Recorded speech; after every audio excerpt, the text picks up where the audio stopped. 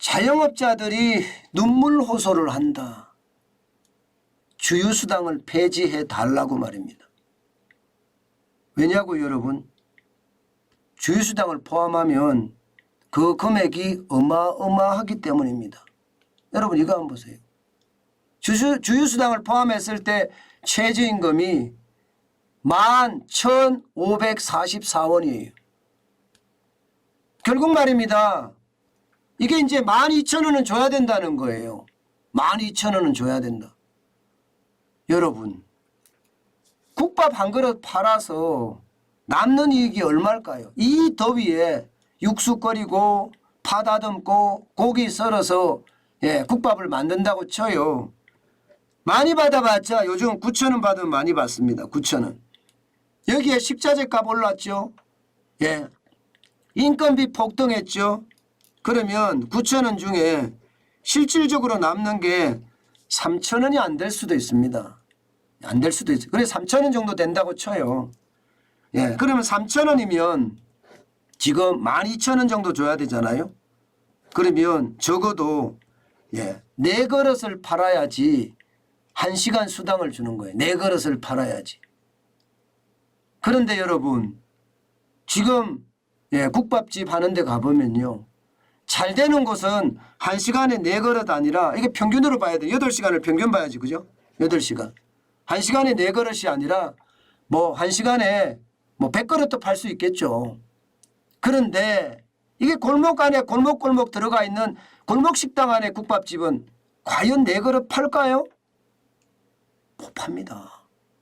진짜 어렵습니다. 그런데 주유수당을 포함한 수당을 12,000원 주고 버텨낼 수 있을까요? 못 버텨내요. 못 버텨냅니다. 그러니까 이 골목골목 들어가는 그 골목 상권의 자영업자들은요. 눈물 호소가 쏟아질 수밖에 없는 경우입니다. 실제로 말입니다. 저에게 전화가 와서 주유수당 그거 어떻게 없애는 것 아니에요. 그거 없애야 되는 것 아니 이렇게 이야기하시는 분들 천지에 특히 편의점주들이 많습니다. 여러분 주유수당이라는 게 왜 생겼는지는 아시죠? 1950년대 초에요. 대한민국 국민이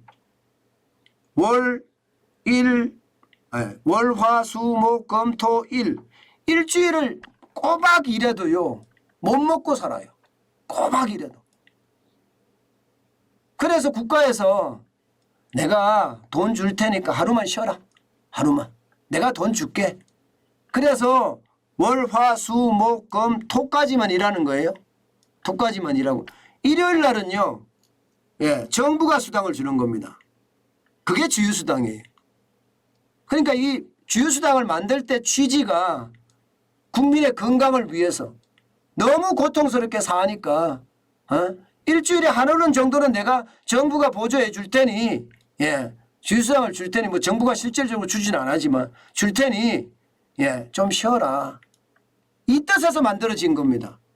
근데 지금이 어떠냐고요. 지금이 여러분도 알다시피 지금은요 먹고 사는데 문제가 없어요.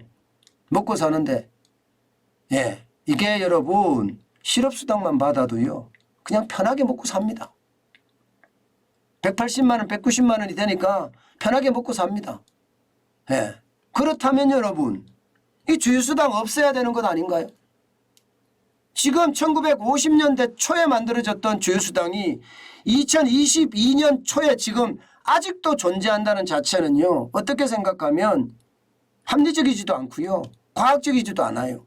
이거는 덤탱이에요. 덤탱이. 그래서 자영업자들이 제발 폐지해달라고 눈물의 호소를 하는 겁니다. 상식적으로도 이거는 맞잖아요. 상식적으로도. 그러죠? 저는 윤석열 정부가 바로 이 주유수당 폐지하는 데 나서야 된다고 생각합니다. 법리적인 검토도 하고 실질적으로 자영업자들에게 이것만 없다고 하더라도요. 최저임금이 좀 줄어들거든요. 지금 이대로 가면 여러분 보세요. 9,620원만 주면 될 것을 지금 11,544원 그러니까 12,000원 주는 거죠. 12,000원. 이거 안 주려고 편의점에서는 어떻게 했는지 아세요? 편의점에서는. 이게 주 15시간 미만이면요. 주유수당 안 줘도 됩니다. 그러니까 편의점은 월, 화, 수, 목, 금 토, 일 이게 전부 다 각각 알바를 따로 써서요. 주 15시간, 15시간 미만으로 일하게 합니다. 그래서 9,620원을 주는 거예요. 그래서 억지로 살아간다는 겁니다. 억지로. 예. 오죽했으면 이게 쪼개기 알바라고 하거든요.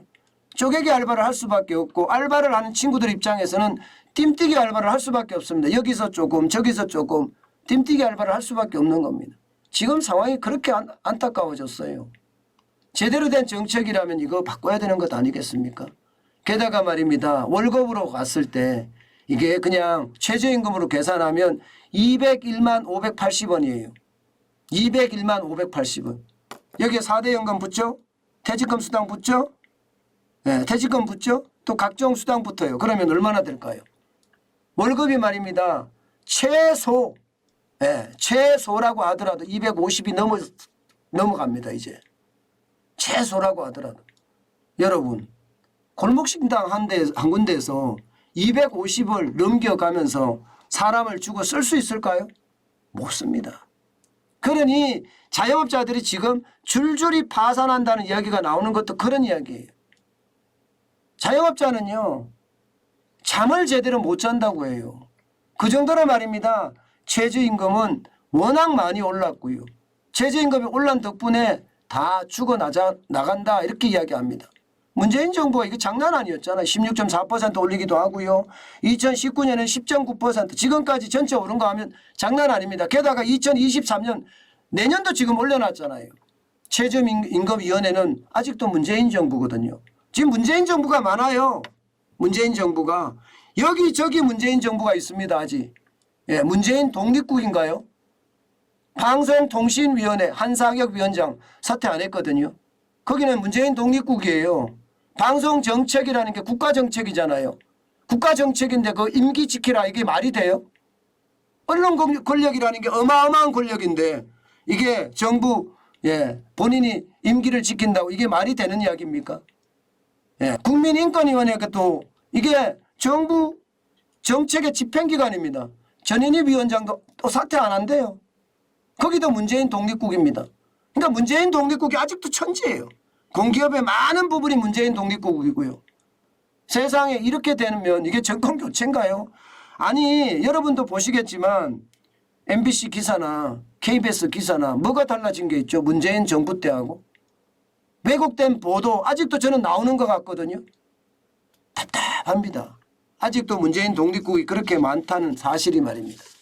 결국 말입니다. 최저임금에 대해서는 많은 사람들이 호소를 하지만 언론에 관심이 별로 없어요. 진짜 없어요. 사실 최저임금 때문에 여러분 짤바보다 못한 사장이 됐잖아요. 실제 점주소득은 9,620원으로 갔을 때도 편의점에서는 163만 원 못 버는데 지금 알바 2명 인건비를 합치면 208만 원이에요. 208만 원. 야, 이게 여러분 도대체 이런 경우가 어디 있습니까? 요즘은 여러분 근로자가 큰 소리를 더 칩니다. 사장한테. 사장이 이제는 바보 됐어요. 사장님 잠깐 봐요. 이렇게 합니다. 요즘.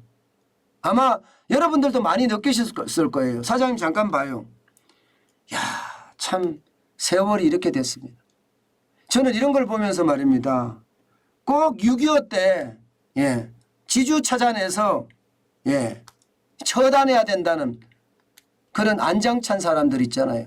그런 생각이 참 많이 나네요. 알바보다 못한 사장이 수두룩하다는 거. 그게 현실이니 자영업자들은요. 눈물을 뿜으며 진짜 뿜으며 호소를 하고 있는데도 과연 어떻게 될까요? 저는 문재인 정부가 안 들어줬잖아요. 일방통행을 했잖아요. 윤석열 정부는 일방통행 안 한다고 했습니다. 소통한다고 했습니다. 그러면 주유수당부터 먼저 손을 보는 건 어떨까? 그래야지 대한민국이 좀 따뜻한 나라 그리고 상생하는 나라가 되지 않을까요? 너무 급작스럽게 많이 인건비가 올라서 실물 경제는 지금 신음하고 있거든요.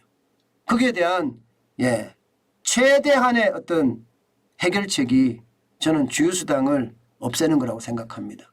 편의점이 심야에 뭐 3% 5%더 받는다? 별로 의미 없다고 저는 생각해요. 물론 뭐 약간의 도움은 되겠죠. 그러나 그것도 시장 경제를 그냥 깨면서 이상한 또 룰이 나오는 거거든요.